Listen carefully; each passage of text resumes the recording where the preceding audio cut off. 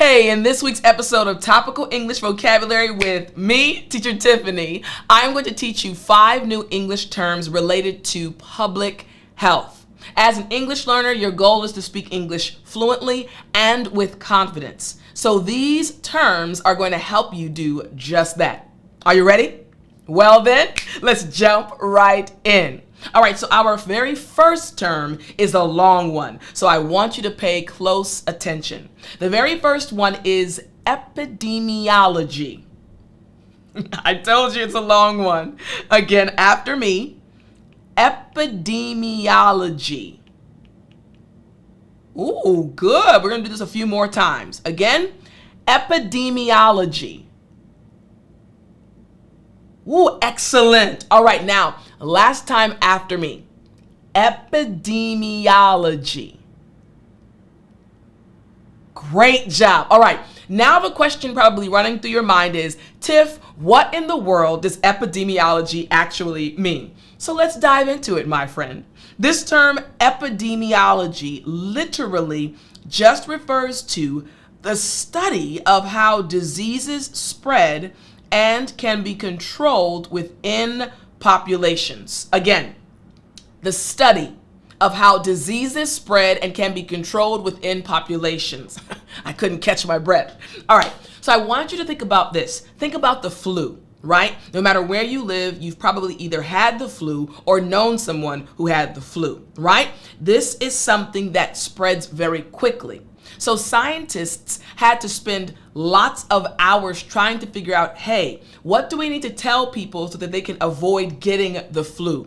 Make sure you wash your hands. Make sure you cover your mouth when you cough, cover your mouth to not spread it. And also, if someone else is coughing or sneezing or has the flu, stay a certain distance away from them. And they give different guidelines to help us avoid getting the flu. How are they able to give us these guidelines? Because of epidemiology. Again, the study of how diseases spread and can be controlled within populations. Make sense? All right, so let's check out this first example sentence.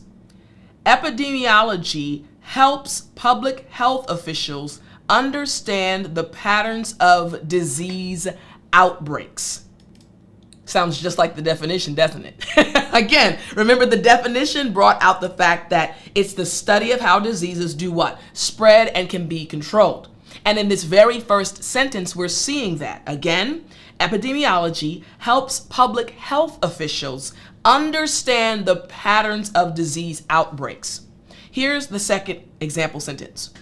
Researchers in epidemiology analyze data to identify risk factors for chronic diseases. And finally, the field of epidemiology is crucial for developing effective health interventions. All right? So again, our first term, epidemiology. Excellent. All right, now we're going to move to our second term, a term that you are probably very familiar with now. Even though this term is a big one, it's quite a long word because of what happened a few years ago at the time of this recording. We all know this word. The term is vaccination. Yes, I'm sure you've heard about it. Vaccination. Good. Again, after me, vaccination. Excellent. Now, last time after me, vaccination. Excellent job. Again, we're speaking about public health. So what does this term vaccination, which you've probably heard before, what does it actually mean? So this term vaccination literally just refers to the administration of a vaccine to help the immune system develop protection against specific diseases. All right? You get a vaccine to protect you from getting specific diseases. Or if you get the disease, it won't be fatal. You won't die. For example, during a few years ago when we experienced the situation that was happening around the world, my parents actually got the vaccination. So they actually didn't get sick at all and they were okay. So again, vaccination, this term. All right, so let's go into the example sentences. Here we go. Vaccination programs have significantly reduced the incidence of infectious diseases. Next, the public health campaign aimed to increase vaccination rates among children. One more time. The public health campaign, I'm going to add a term in there. We missed a word. The public health campaign is aimed, let's change this, at increasing vaccination rates among children. We're changing it real time right now. Again, the public health campaign is aimed at increasing vaccination rates among children. You got it? All right, let's keep going. Here we go. Vaccination is a key strategy in preventing outbreaks of preventable diseases. Yes. All right. So again, our second term is vaccination. Great job. All right, now we're moving to our third term. Our third term, again, we're speaking about this topic of public health. Our third term, again, about this topic is prevalence. Good. I like saying this word, actually. Again, prevalence. Good. All right, now the last time after me. Here we go. Prevalence. Excellent. All right. So our third term, again, speaking about public health, is prevalence. So what does this word that I enjoy saying actually mean? This term prevalence just refers to the total number of cases of a disease in a population at a specific time. The total number of cases of a disease in a population at a specific time. The prevalence, how many people actually have this disease. All right, so let's check out the example sentences. Here we go. The prevalence of diabetes has increased over the past decade in many countries. This is very true. Many more people have diabetes, right? So the prevalence of diabetes has increased. Next, public officials or public health officials track the prevalence of certain diseases to allocate resources effectively. And finally, understanding the prevalence of mental health issues is essential for developing support programs. You got it? Yes. So again, our third term is prevalence. Good job. All right, now it's time for us to move to our fourth term. Our fourth term, again, about this topic, public health, is intervention. Good. Again, intervention. Excellent. All right, now, last time after me. Intervention. Good. All right. So we're speaking about, again, public health, and our fourth term is intervention. But what does intervention actually refer to? So this term intervention, it literally just refers to actions taken to improve health outcomes or prevent disease, often based on research. Again, actions. The key word here is actions, all right, taken to improve health. So let's say, for example, an individual is struggling with diabetes, but they haven't changed their diet, right? They're still eating lots of sugary foods, lots of things high in salt. They're eating things that will not help them.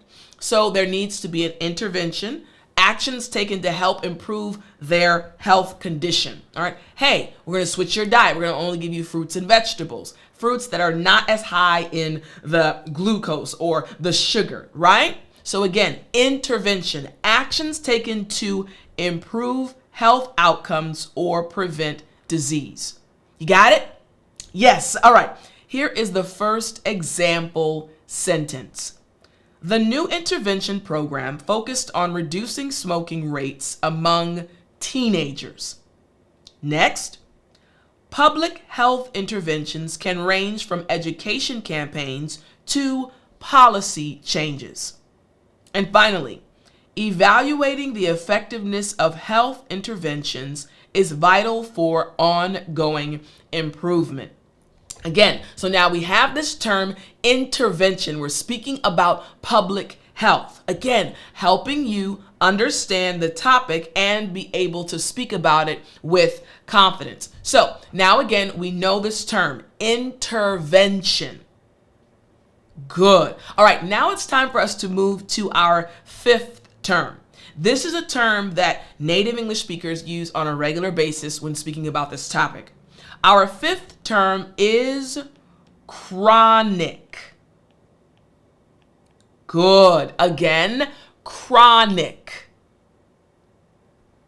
Excellent. Last time after me. Chronic. Great job. All right, our fifth term again about public health. So what does this term chronic actually mean? So this term chronic literally refers to diseases or conditions that are long-lasting and typically progress over time. Long-lasting and typically progress over time. For example, one of my family members had a cough that would not go away. She had a chronic cough. Again, something that lasts a long time and progresses. The cough continued to get worse over time. A chronic cough. You got it? Excellent. All right, let's check out these example sentences again using this term. Here we go. Chronic diseases such as heart disease and diabetes are major public health concerns. Next, managing chronic conditions requires ongoing medical care and lifestyle adjustments. Finally, public health initiatives often focus on prevention strategies for chronic illnesses. You got it? Excellent. So our fifth term again is chronic. Yes. All right. So we have these 5 terms again referring to public health. And our goal now is to see how they can be used in a paragraph. Once again, we have epidemiology, vaccination, prevalence, intervention, and chronic. So how can we use these terms in a paragraph? I want you to listen very closely. Here we go. Public health is a broad field that focuses on preventing disease, promoting health, and prolonging life within communities. Epidemiology is a key component, studying the distribution and determinants of health-related states or events in populations. Public health initiatives often involve vaccination programs to prevent infectious diseases and reduce their prevalence. Chronic diseases, such as heart disease and diabetes, are major public health concerns, and effective intervention strategies are essential for managing their impact on individuals and communities. All in all, public health is a multifaceted field that plays a crucial role in promoting the well-being of individuals and communities worldwide. Each of the terms that we spoke about today can be found in this paragraph. Epidemiology, vaccination, prevalence, chronic, and intervention. You, my friend, as an English learner, now have the tools you need to speak English fluently and confidently about this topic of public health. So, my friend, it's time to go speak about it.